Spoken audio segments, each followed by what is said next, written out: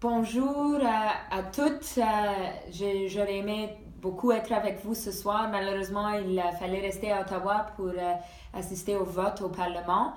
Mais je suis avec vous en pensée et je vous remercie pour avoir organisé cette soirée. Jacinthe Gagnon, à toute l'équipe d'EcoVoice Montréal, vous êtes en train de créer un espace très important pour discuter un enjeu très important, celui de la place des femmes en politique.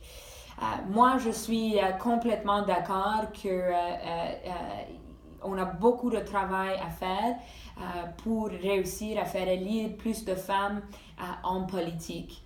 On a besoin de reconnaître cela comme une priorité.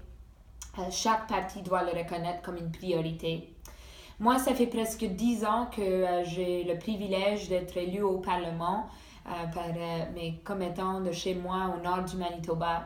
Mais il faut dire que comme plusieurs jeunes femmes, moi, je ne voyais pas ma place comme femme élue. J'étais militante, j'étais bénévole, je m'intéressais beaucoup en politique, mais je voyais l'opportunité de se présenter comme une opportunité pour quelqu'un d'autre, pas pour moi.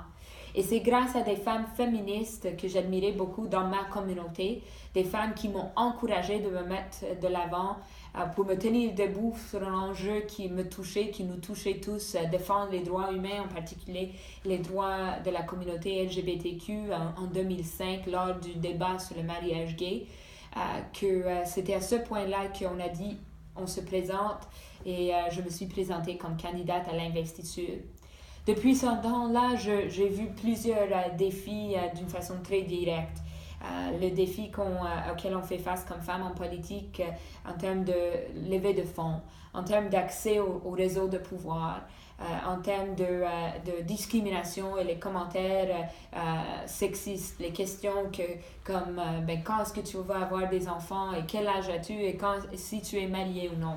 Des questions qu'on ne pose pas aux hommes et on ne les pose pas de la même façon. Je dois dire qu'une fois au Parlement, j'étais très inspirée par les femmes fortes, les femmes féministes avec lesquelles j'ai eu la chance de travailler ici au Parlement et hors du Parlement aussi. Je suis fière du fait qu'ensemble, on a mis de l'avant des grands enjeux comme poursuivre la justice pour les femmes autochtones et le besoin d'une enquête dans la disparition et l'assassinat des femmes autochtones.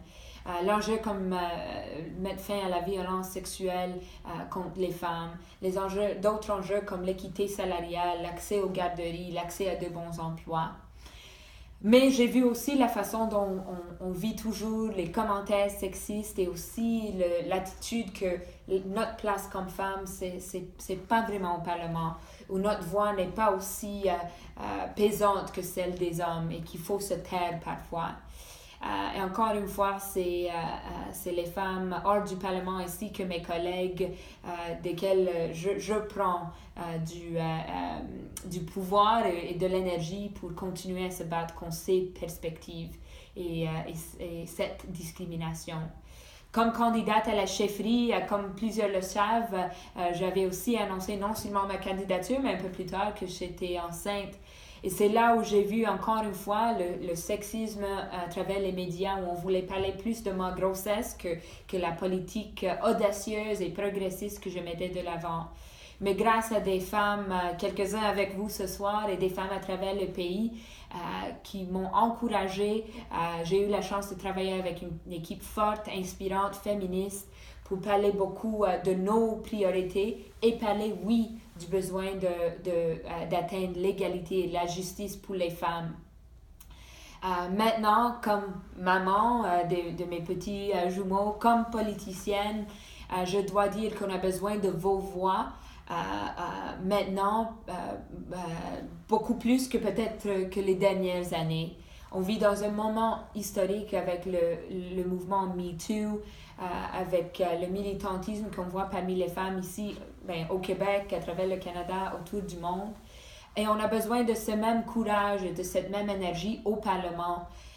Alors, j'encourage les femmes de se présenter, de s'impliquer. Je vous remercie pour votre travail à faire supporter les femmes Et je vous invite non seulement d'encourager les femmes, mais de travailler sur leur campagne, de les aider à ramasser des fonds, de les aider à faire le travail qu'il faut faire.